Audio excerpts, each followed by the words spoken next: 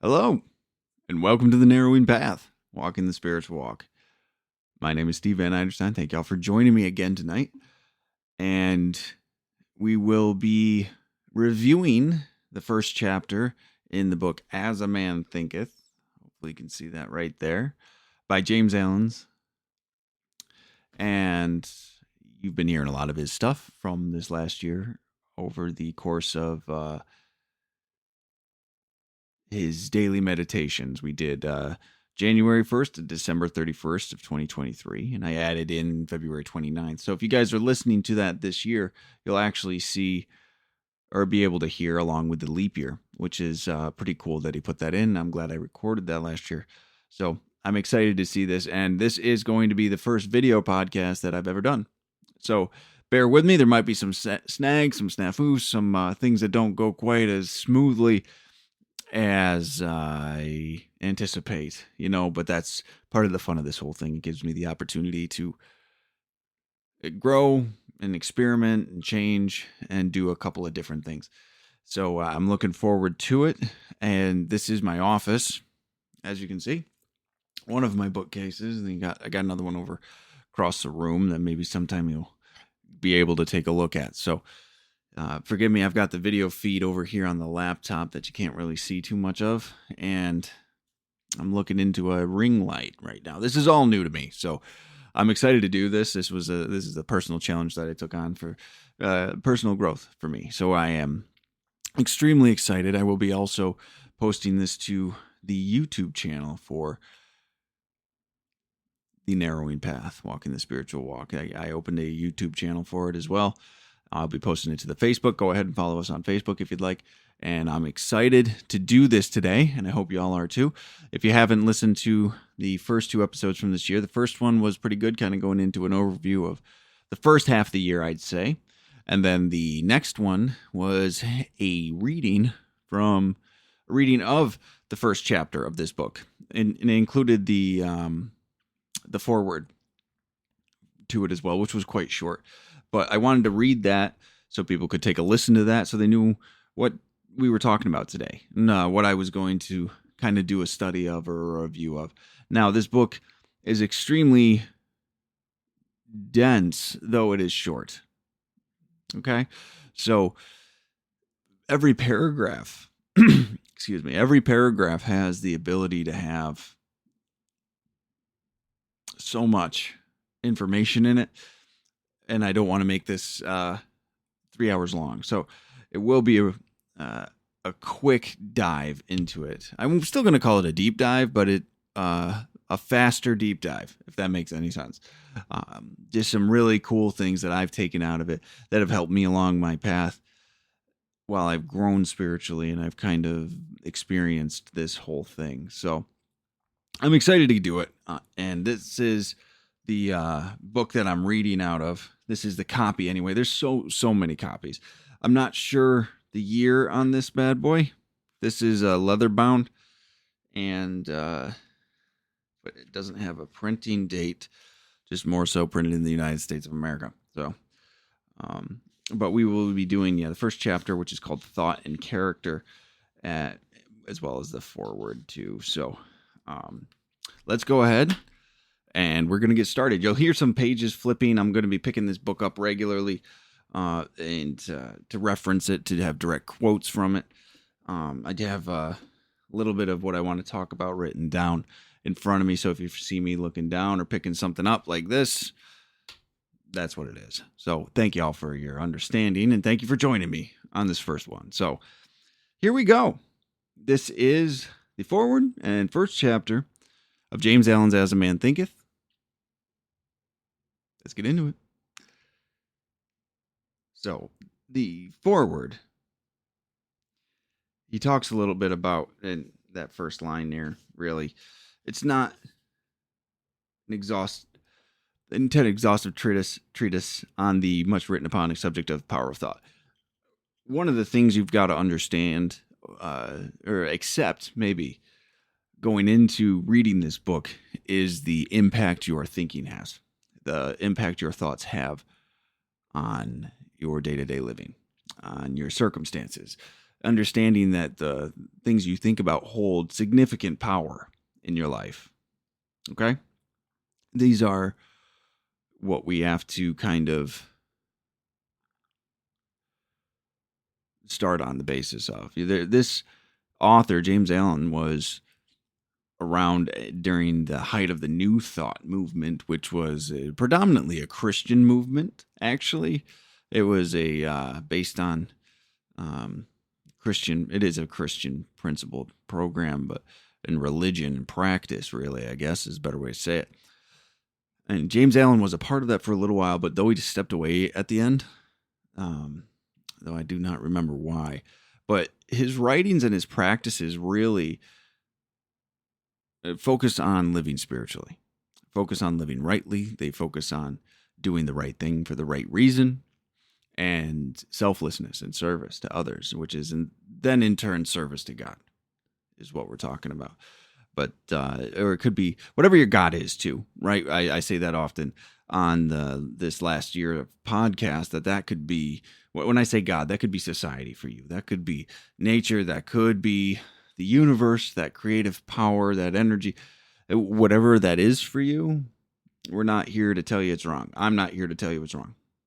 What I'm here to do is talk about living well and talk about what's changed my life and what's brought me an amazing experience. So he's establishing that in this forward, really just saying, hey, we all know the power of thought is absolutely incredible, but he wants to talk about how it shows up and in what way, in what perspective. To say your thoughts are powerful is great, but it's quite simple, right?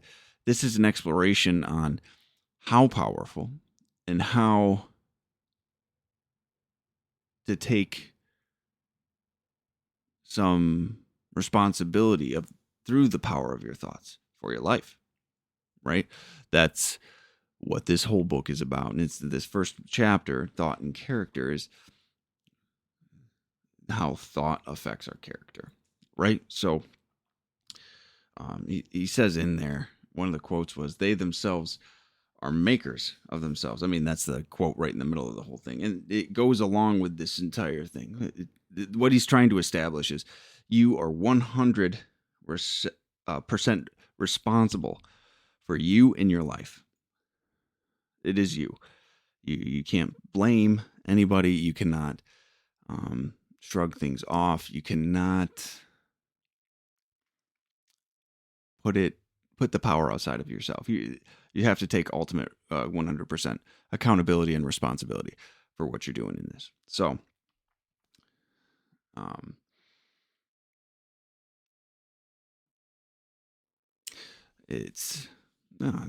that's it. The power to change our lives is in our own hands. So this is that's kind of seems to be an obvious thing, I guess, right now, but it's one of the things that comes along with it. It's not just, hey, the power's in your hands to change your life right now. That's great. But for that to actually be effective and heard, you have to, when you accept that, it means in your life up until this point has always been in your hands. So you're now responsible, and you have to take responsibility and accountability for you in all of your life, going forward and past, right? So that's why some people don't like this, is it forces accountability on a person. You can't say, oh, my thinking's going to change everything moving forward. If you believe that, then you have to take responsibility for your past as well, what you've done in the past and your immediate circumstances. That's where you are. If what you think and what you do can change your future, that means your past has been shaped by what you've previously thought and what you've previously done. Seems simple, but it's an ultimate form of accountability, which is pretty cool. So let's go ahead and we'll get into chapter 1, which is on thought and character. I'm not going to obviously read every single paragraph and every single line again. That was what the last podcast was about. But as I go through, I will be referencing specific quotes or paragraphs. And I know I can't use page numbers purely because there is so many versions of this book printed. So many, and the pages are all varying and everything. I have I don't even know how many different copies I personally own. I've become a collector of James Allen's literature, trying to get his early stuff. Like this is, I'm not sure, like I said, not sure how early, but it's pretty, it feels more, it feels like I can connect to it almost easier, or in a way, it feels like the book has more power when it's older, which that's just the way I think about it, I guess, but it's pretty fun. So let's go ahead. We'll do chapter 1 on thought and character. So this is obviously from this, from the way it's phrased on thought and character. And what is character, right? Let's talk about the definition of character. In the first paragraphs, he really says, let me see here. The complete, at the end of the first paragraph, a man is literally what he thinks, his character being the complete sum of all his thoughts. So, and that's important. Your character is everything you think about. It's not just what you want to show people.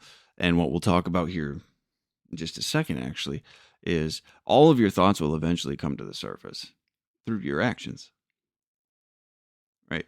Everything that is your character, which is all of your thoughts and all of your conditioning and everything you choose to follow in your mind and associate with, the opinions you decide to have, the ideas you decide to entertain, is because your character, and all of it will show up through your actions. So we're talking about how your thoughts become your character in this real world, or in this physical world, and the character that people see, the character that you embody.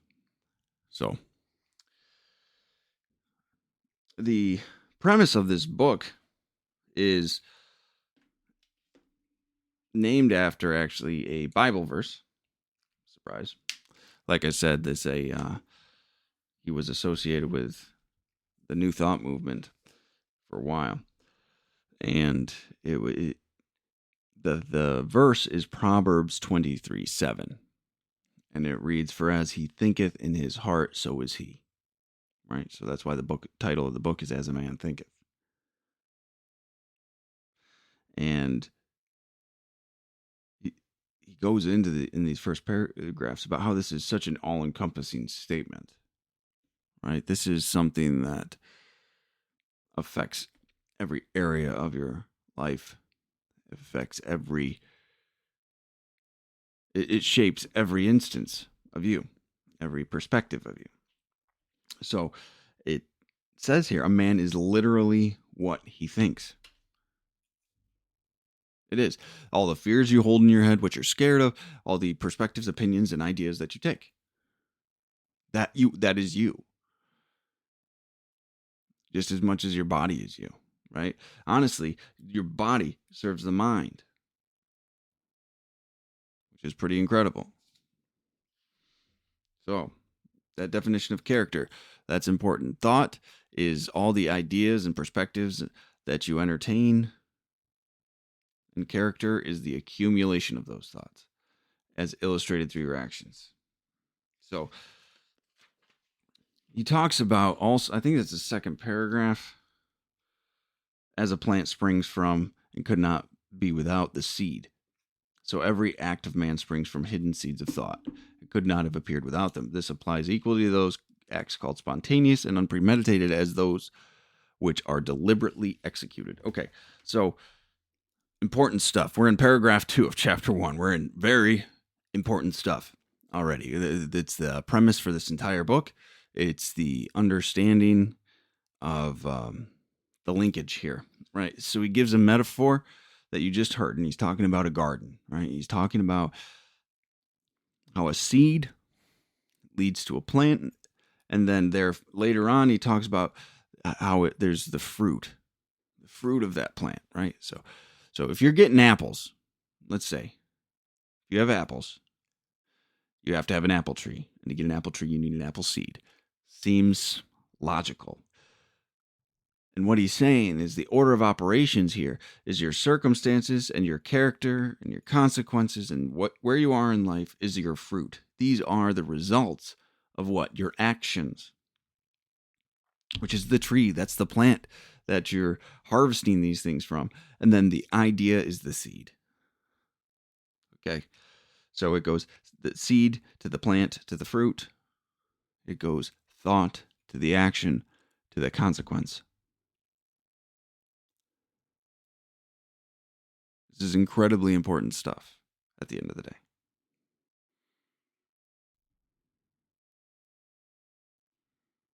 This is how our character will always show. And he talks about in it too, even the spontaneous ones, just as much as the deliberate. Okay. Everyone thinks, well, I didn't mean for that to happen. I didn't take that action on purpose. I didn't, very much, I don't know, not just excusing their behavior because it was, I didn't intend for that to happen. But I am under the firm belief that every action that you take, whether it was impulsive or not, whether it was one of what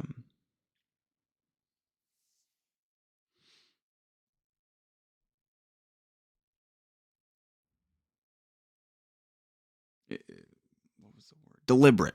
I'm sorry, I was coming up blank here. Whether it was deliberate or not, right?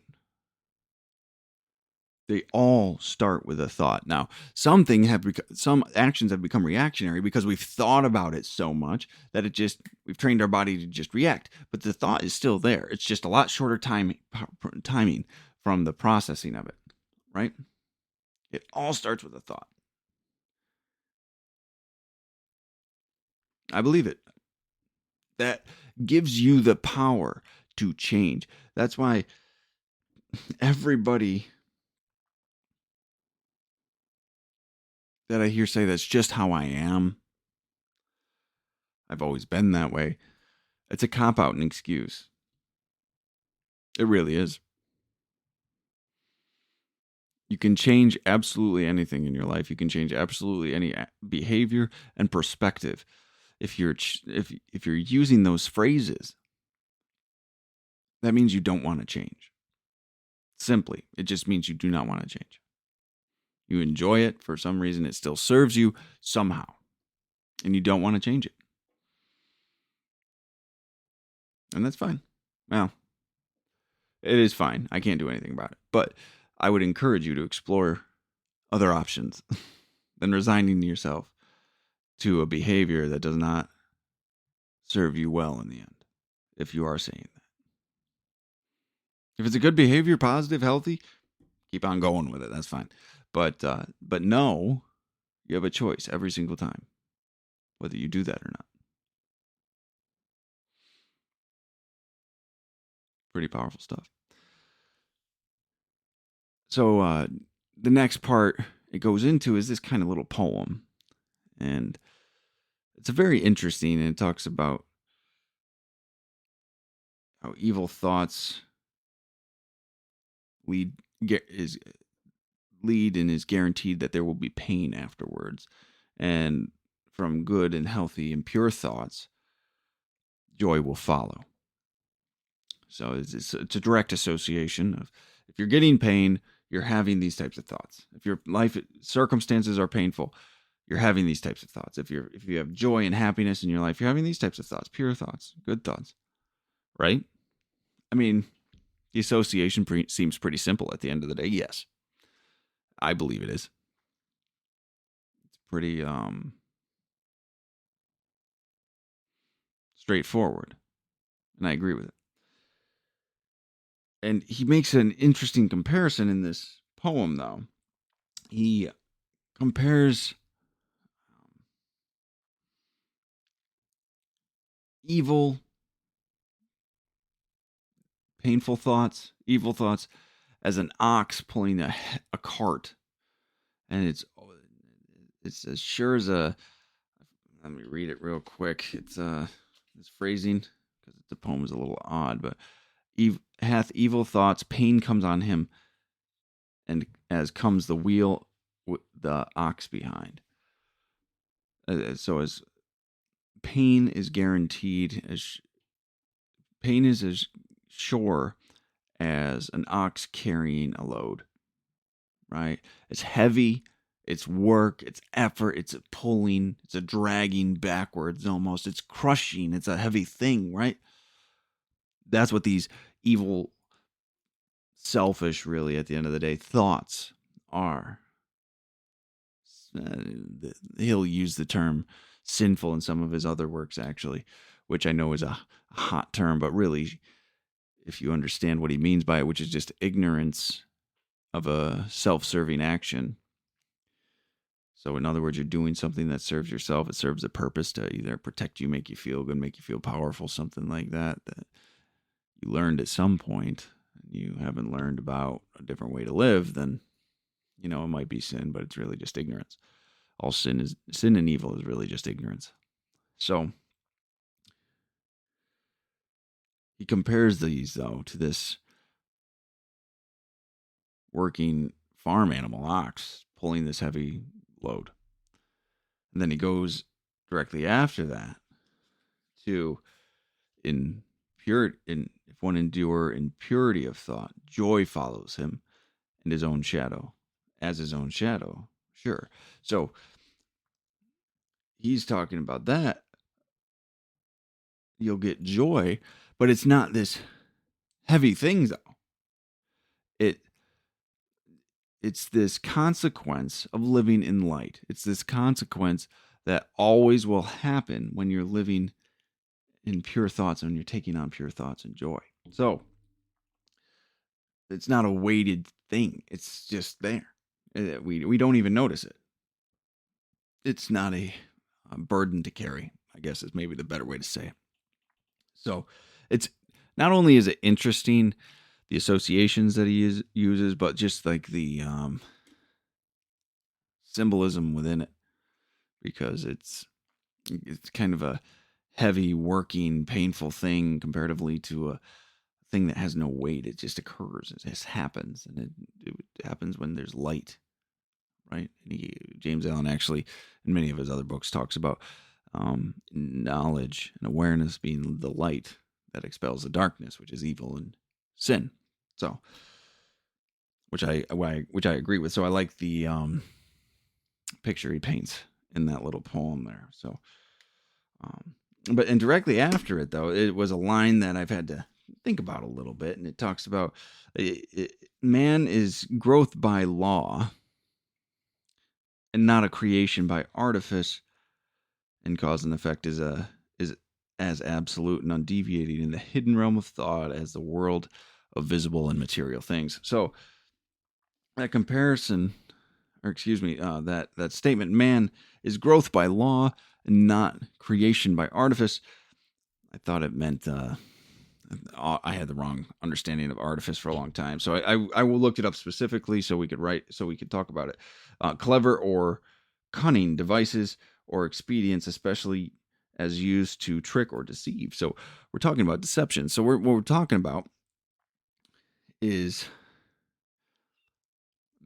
man is grown. It is created, and that is who we are. Through experience, we learn and change and adapt and become, right? Not a creation by artifice, not this manipulative deviation, manipulative, deceiving thing, right? Like if you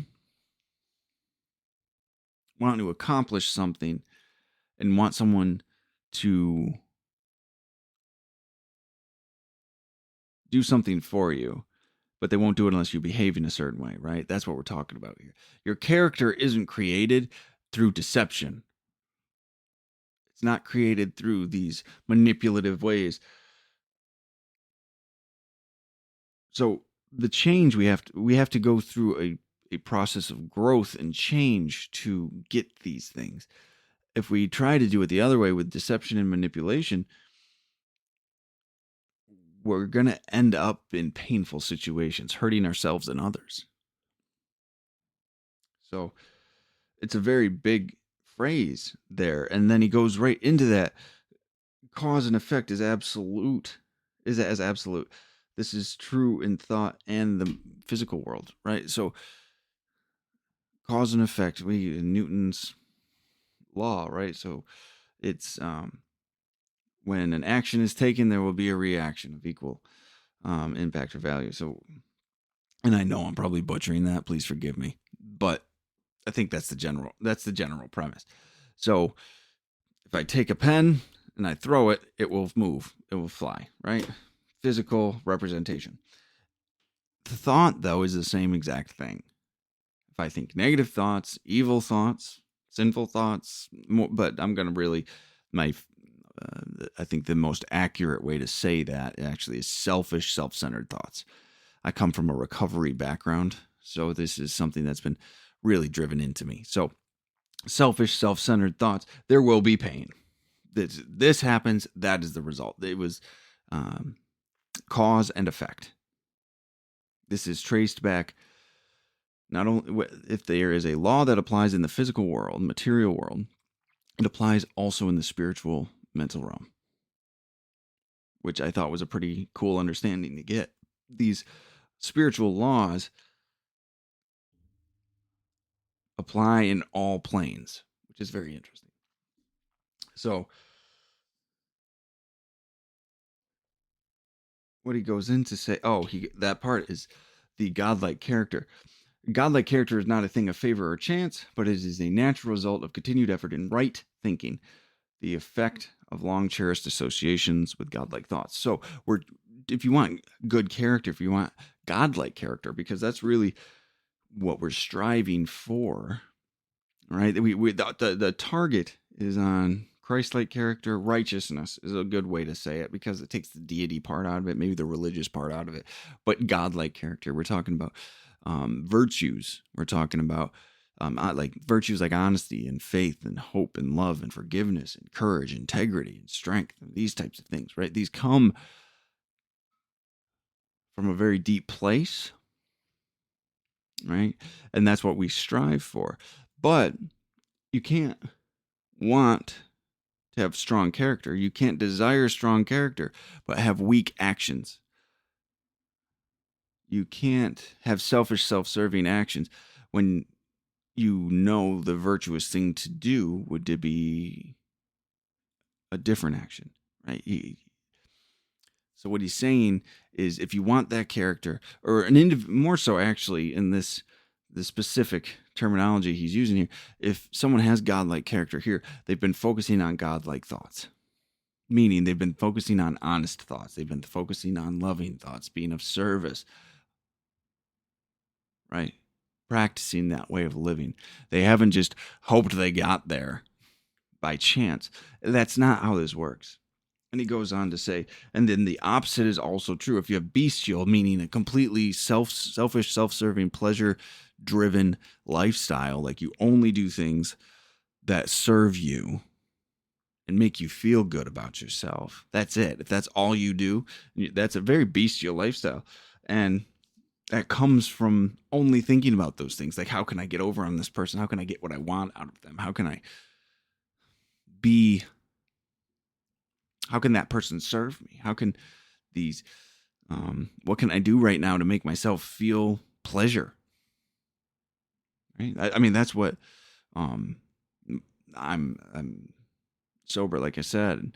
That's why I would drink. That's why I would drug. I wanted to feel pleasure right now. It was a completely self-serving thought because there was a lot of pain going on. And the pain was caused by selfish and self-centered thinking too. So I was creating pain with the way I was thinking, and then I was living a way to make myself feel pleasure, which was the only good feeling I thought that was really possible. I didn't know there was another way to live. So, righteous character, righteous thinking. Bestial character, bestial thinking. It's as simple as that, which I don't know. To me now it's pretty clear, but when I was first living this way of life, it wasn't. I didn't understand what selfishness looked like or self-centeredness looked like.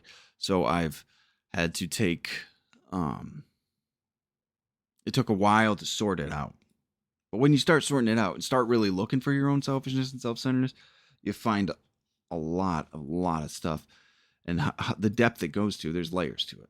That's been my personal experience. There really has been layers to this thing. So, he goes after that into the man is made or unmade by himself, and he gives another great metaphor here. In the armory of thought, he forges the weapons by which he destroys himself. He also fashions the tools with which he builds himself heavenly mansions of joy, strength, and peace. So think about this, right? He reiterates the basic concept here of man is made or unmade by himself. Like, remember, like he's throwing it out there. Remember this, you are responsible for who you are. And it's in your mind. You do one of two things. You do one of two things. You create weapons to destroy yourself, or you create tools to build yourself. It's your choice. What I like again about this, I like there's some depth to what the symbolism that he uses here. Both take the same resources, right? Talk about, the weapons of the time. They take wood, they take a metal, they take time, they take energy, money, effort.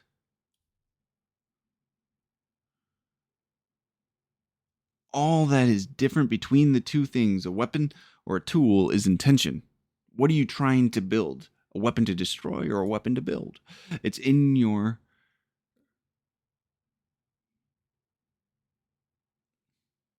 capability to choose what you would like. And when I realized I learned that I could choose, it was a whole different experience for me. I was able to grow and start to choose differently. And that's your choice. I was so used to creating weapons to destroy myself with that I didn't know there was another option for a long time. But it's all right there. It's all sitting right there. Choose differently to make different resources for yourself, different tools for yourself. Make tools to build beautiful and glorious creations rather than weapons to destroy who you are.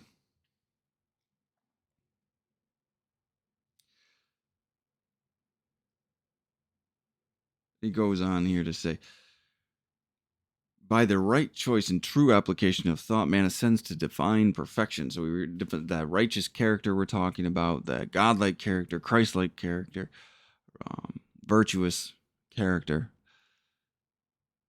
And he says, by true application of right thought, so selfless, of service, virtuous thinking, right? Like, what are you thinking about? What thoughts that cross your mind are you grabbing onto in a day? What is really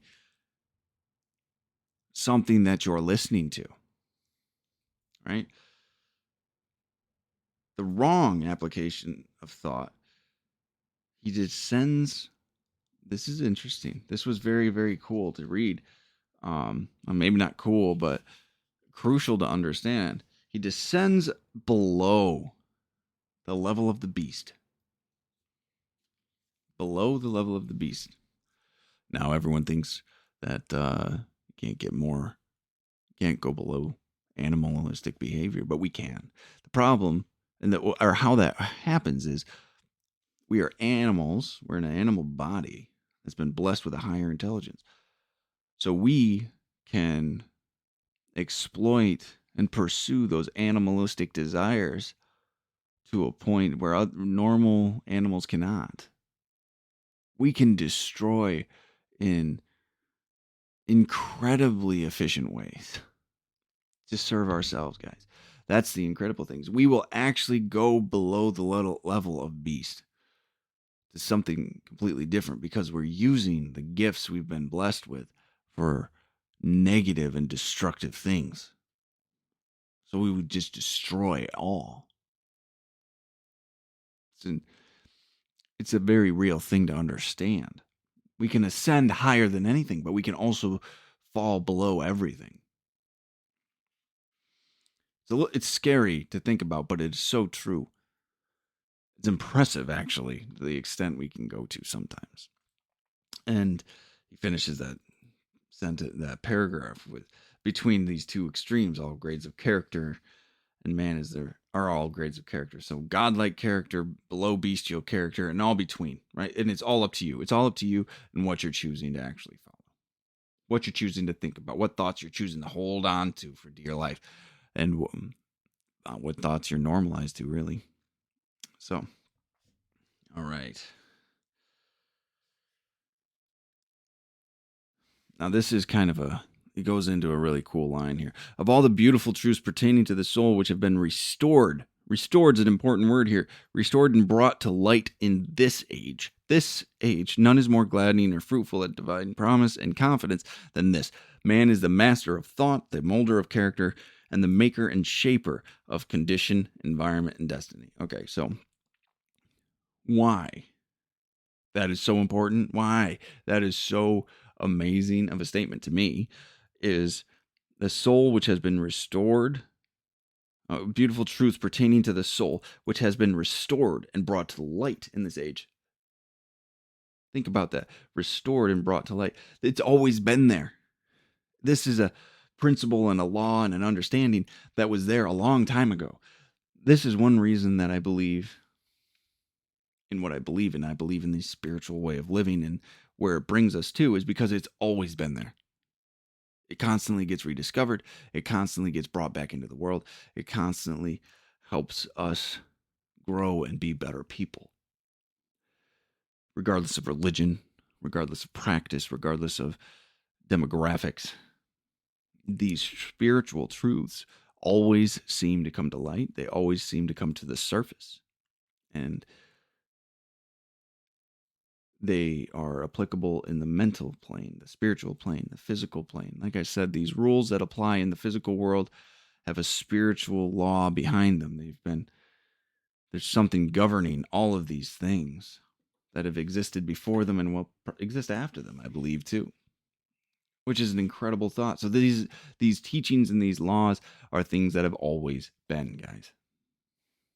And they've been brought back to light in this day and age. And this was 110 years ago, 1903. I think this was written in 1903. So 120 years ago is when we're talking about.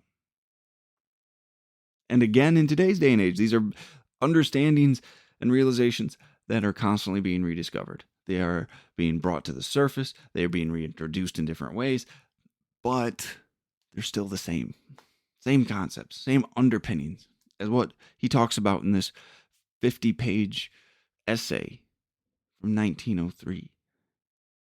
And it was talked about much earlier than that. We're talking about a lot of his influence came from Middle Eastern religions. I think it was Light of Asia was one of the biggest things he read. He came from philosophers like Emerson. It came from the Bible, teachings of Christianity. Like, these are all different time periods that these things were established and found.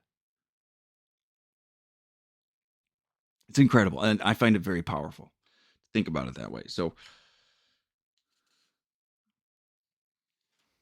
and it's cool the one he picks out because it goes right along with "As a Man Thinketh," right? It's the man is the master of thought and molder of character, and the maker and shaper of condition, environment, and destiny. So the power, literally, he's saying the power is 100% in our hands, and it's available for us to just embrace whenever we realize it and decide to. It's completely up to you. So, skip a page here. Hold on a second. Sorry, y'all. Oh. All right, there we go. Sorry, I had turned the page already. My bad. So, and I had an alarm on my phone that I should have turned off. I apologize for that. I forgot about it. Anyway, so we're going on to finish up here on that.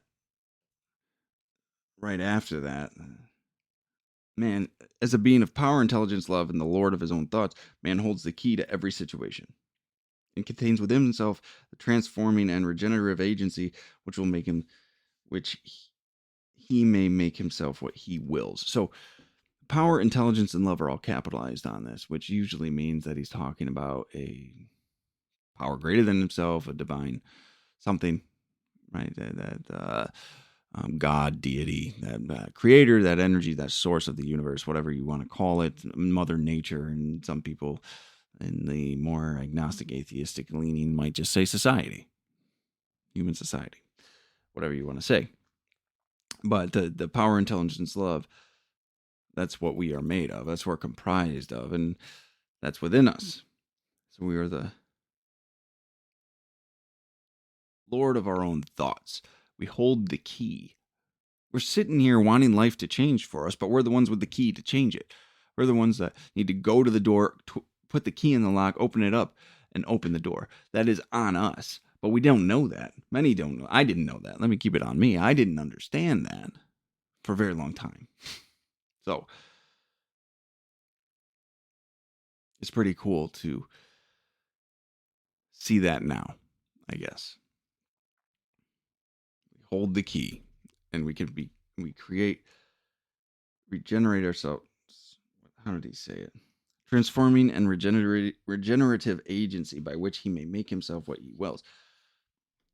What he wills. What will we be doing? We can choose to practice this way of living, an honest way of living, a righteous way, a virtuous way of living.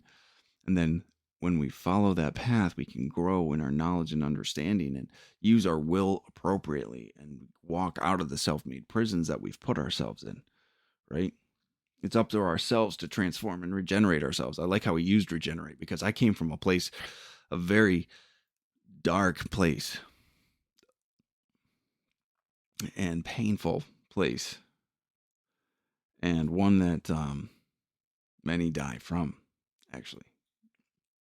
So to be able to use that word regenerative, we can recreate, we can be reborn, regenerated into new men, new people. Just use the key we've been given. That's one of the most inspiring and hope-filled statements you can give a man that's in utter despair and hopelessness.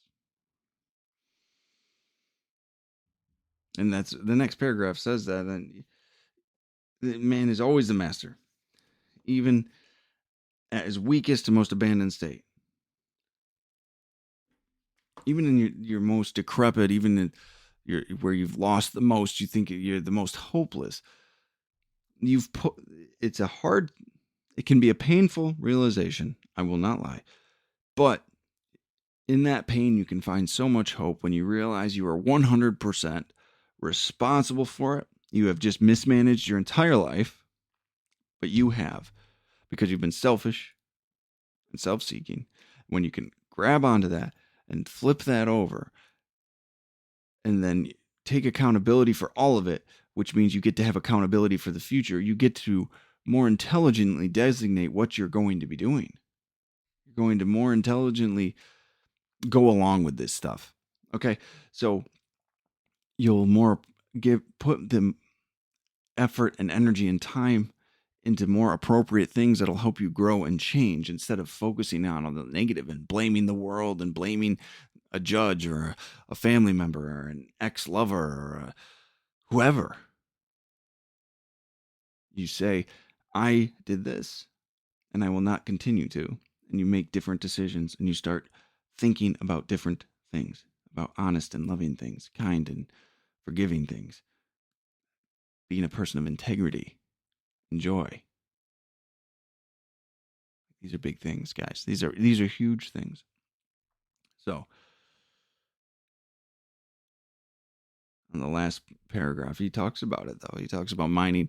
He talks about mining diamonds and gold and how we have to mine our soul for these things, how we have to look within ourselves and take this time and effort to actually do this stuff, right? Because it's all sitting within us. And it uses the pictures of diamonds and gold because they're just sitting under there. They're just waiting to be discovered.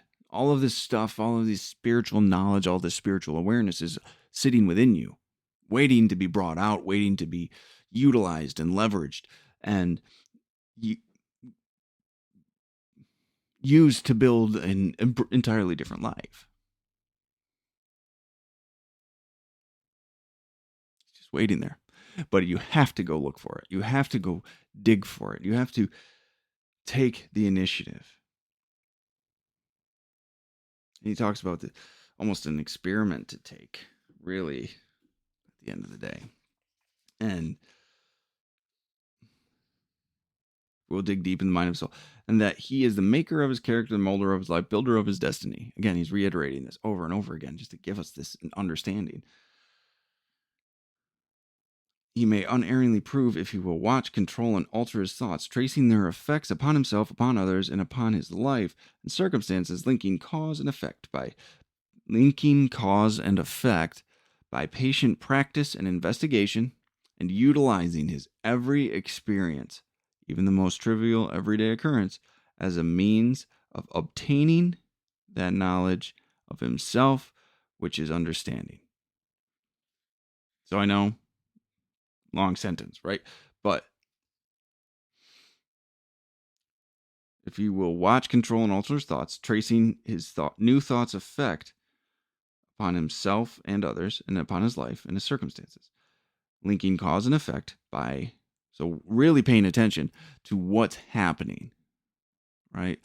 I was thinking this, so I took this action. What happens with that, right? By linking cause and effect by patient practice and investigation, and then utilizing every circumstance you're in to practice this. Every single thing, every decision you make, thought you have matters when it comes to this stuff. And I'm not kidding.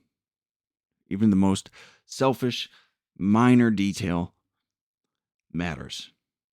And if you are willing to do that and take those actions and really experiment and try to focus on positive. There's this concept of gratitude lists and all that stuff, which works. We're talking about the power of positive thinking. Yes, I get all of that. That is all true. But it takes practice and effort. You're not going to do it right in the beginning. At least I didn't. Some people, maybe they'll pick it up immediately and everything will change immediately. That wasn't the case for me. Things started changing, but it took repeated effort and purposefully changing my thoughts. Even though it doesn't feel right, doesn't feel comfortable, feels different. It was hard to find the thought to change it to, and it wasn't always the right thought I changed it to. But I changed it, and I saw how it changed me, and it changed my life, and my character, and who I was. So I love all of this stuff. I'm very excited to be doing something like this. So this last part here is, in this direction, as in no other, is the law absolute, that he that knocketh findeth, he that seeketh findeth, and to him that knocketh it shall be opened. All you gotta do is look. If you start to do this and you start seeking this, you will find it. But you just gotta look.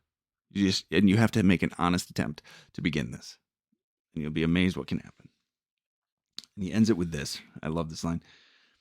For only by patience, practice, and ceaseless importunity, which is persistence to the point of annoyance, meaning every instance you could,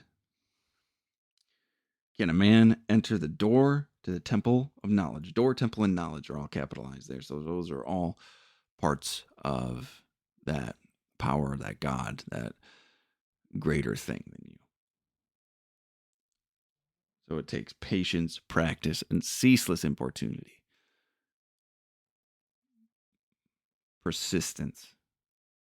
And it leads to this discipline to change your life. So that's it. That is chapter 1. The next chapter will be effect of thought on circumstance. And it's a longer chapter, so I'm going to try to, this was me keeping it short. We got a 50-minute video clip here, so I will see how a longer chapter goes, but this was great. I thoroughly enjoyed it.